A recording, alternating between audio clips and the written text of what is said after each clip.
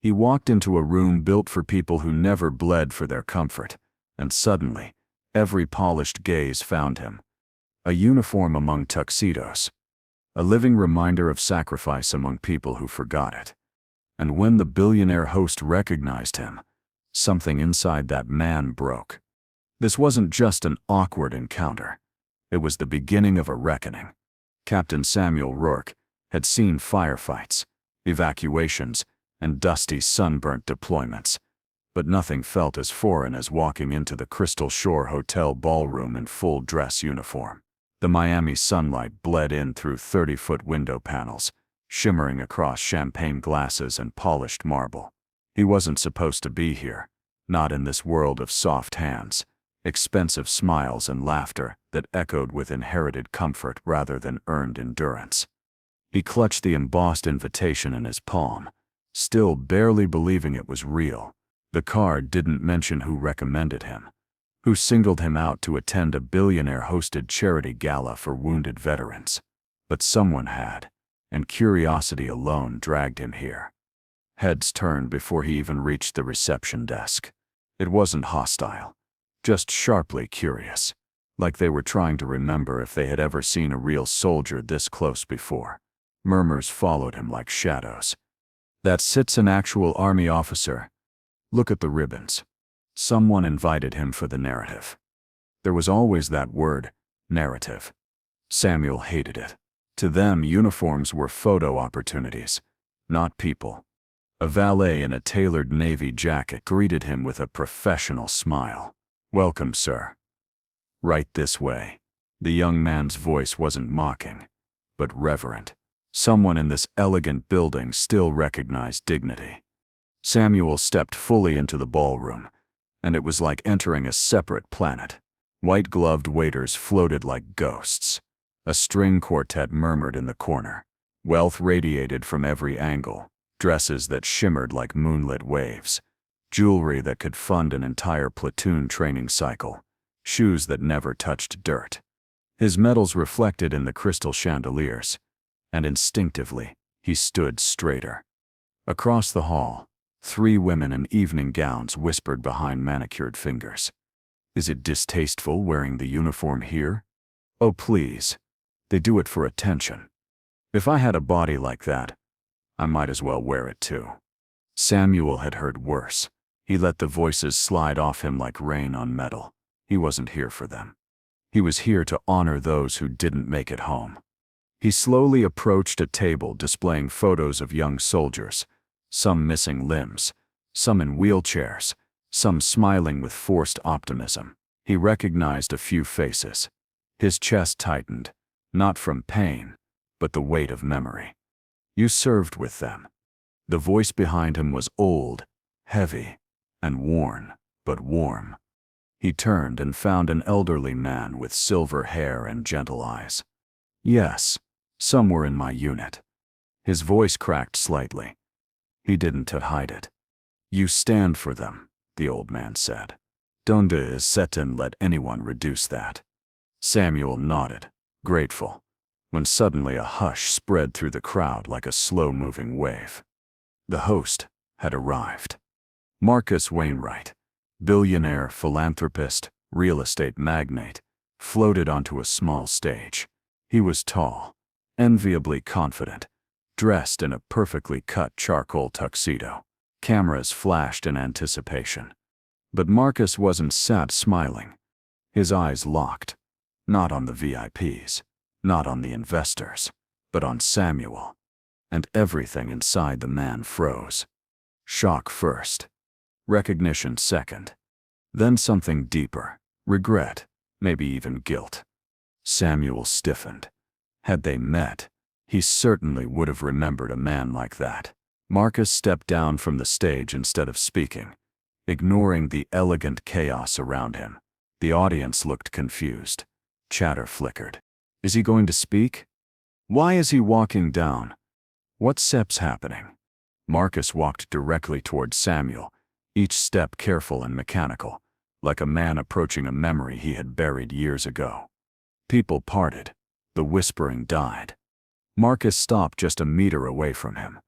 Your name, he said quietly, voice shaking. Is Samuel Rourke? It wasn't said a question. Samuel Sepp's heartbeat shifted. Yes, sir. Marcus swallowed hard. Your mother used to work at Harding Elementary, didn't she? Samuel blinked. A strange childhood echo surfaced. Yes, she was a school nurse. The billionaire closed his eyes, and for a moment, he didn't look wealthy or powerful. He looked human. I knew her, and I knew you. His voice trembled in front of dozens of influential witnesses. Samuel stepped back, stunned. A flash of memory. A school hallway. A boy with a bruised arm. A nurse comforting him. Marcus continued, voice tight, breath shallow. You don't remember me, but I remember you. The room had gone completely silent. Guests weren't even pretending to ignore the scene anymore. Samuel studied Marcus's eyes, seeing not arrogance, but torment. What is this about? He asked, very quietly. Marcus opened his mouth, then closed it. He looked around the room at investors, donors, CEOs, all watching him. I can say it here, he whispered. Samuel Sepp's spine chilled. Say what? Marcus looked as if his heart was trapped somewhere between past and present. Something I should have said a long time ago. A camera shutter snapped. Someone whispered, what's Sepp's happening between them? Marcus forced a smile for the audience, a brittle, artificial smile. He raised his glass, signaling a return to normalcy. To our honored guests, and the brave service members here tonight, he announced. Polite applause scattered around. Then Marcus leaned in, voice microscopic, trembling. Only Samuel could hear it. You saved my life once, and I never thanked you. Samuel Sepp's mind reeled. I what? Marcus Sepp's eyes glistened. You were just a kid. I was worse than a coward. Samuel tried to grasp the words, but they fell through his memory like sand. I don't just understand. You will, Marcus whispered. Then he turned, quickly, heading for the staff corridor behind the stage. Samuel began to follow, but two security personnel stepped in front of him, not aggressively, but firmly.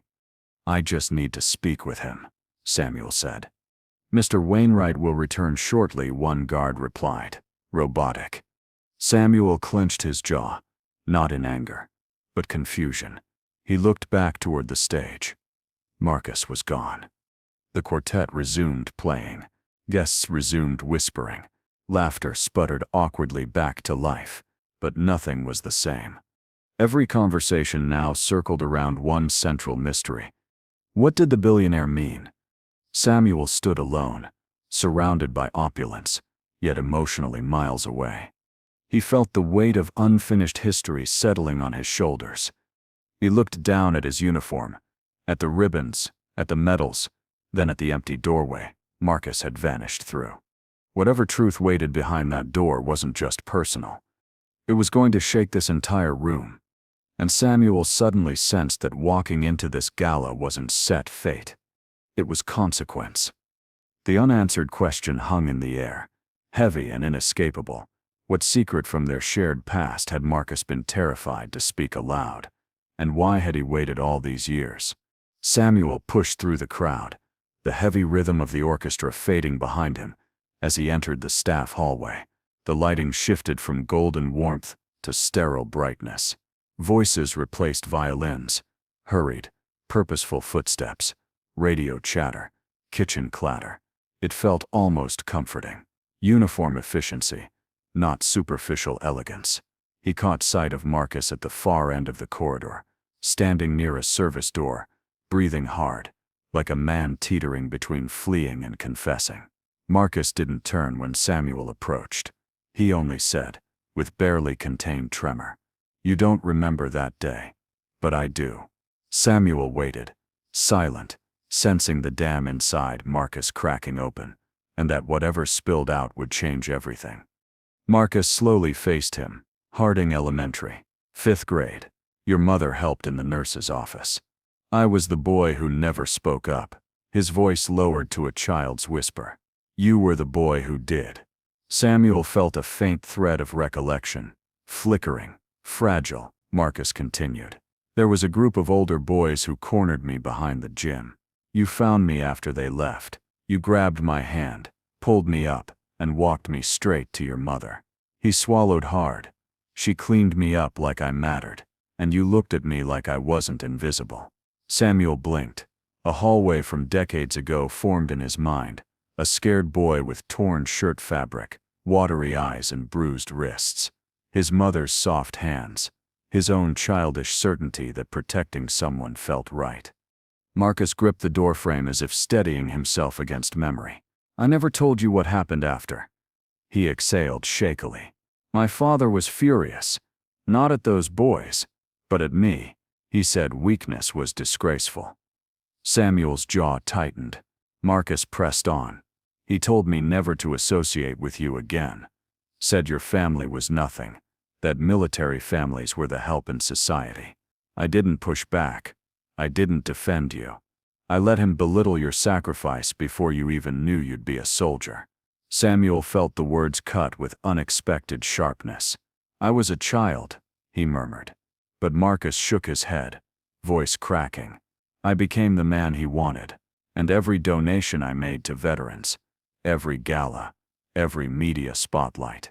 It was all an attempt to drown one memory, that once someone with nothing saved me, and I repaid it with a lifetime of silence. Samuel stood very still, absorbing, processing, feeling the slow ache of understanding rather than anger. You grew into privilege, he said quietly, while I grew into service. Different paths, different worlds. Marcus stared at him. Not different, connected. You lived with honor. I lived with shame. Then he stepped closer, eyes shining. Everything I have, and everything I pretend to be, is built on ignoring what you showed me that day. That courage isn't money or power. It's choosing to stand up when no one else does. Before Samuel could respond, a loud voice echoed from the entrance to the corridor. Mr. Wainwright, press is waiting. A poised woman in a black dress approached briskly. Not a waitress, not a guest, but someone with power in her stride. His public relations director. She eyed Samuel coldly, then fixed Marcus with a razor-voiced whisper. You cannot be seen alone with him right now. The investors are already uneasy. Marcus stiffened, irritated. Cynthia, this is not your concern. Everything is my concern if it affects your image, she replied. Cynthia glanced directly at Samuel, her smile thin and brittle. Captain Rourke, we appreciate your service, but please understand, tonight is about partnership, optics, and donor confidence. Samuel didn't flinch, but something in him hardened. Tonight is supposed to be about honoring soldiers, he said calmly, not using them as set pieces. Cynthia's expression didn't change, but her eyes narrowed like drawn wires. You're here because your presence photographs well. That is all. Marcus suddenly snapped. Enough.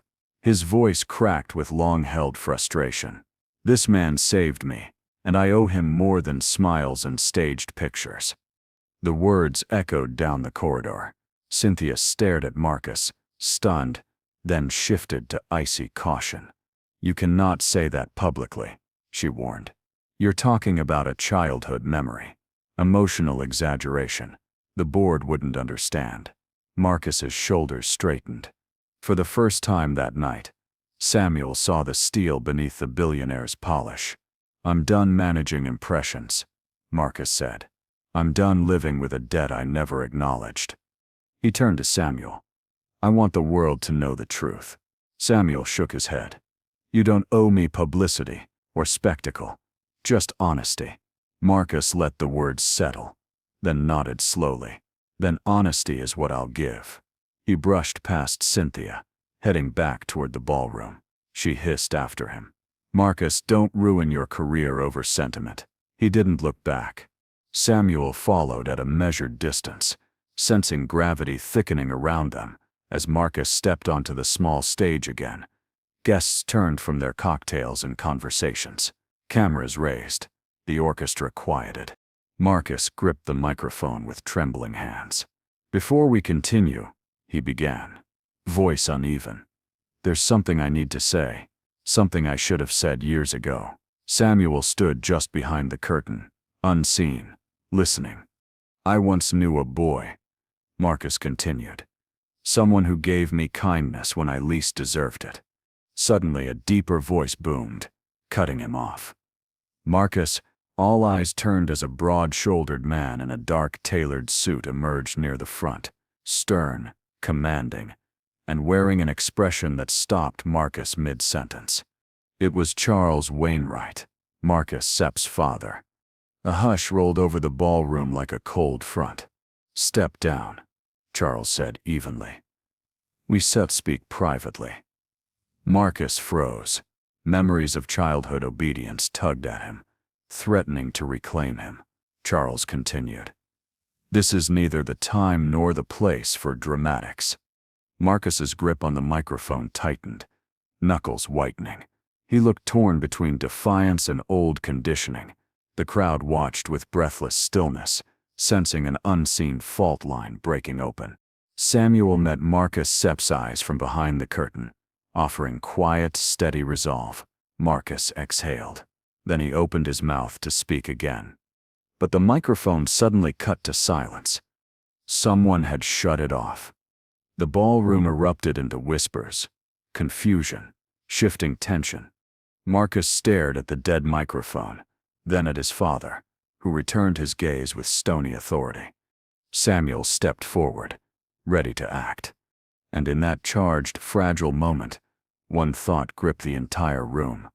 Would Marcus find the courage to tell the truth, or would the past silence him once again?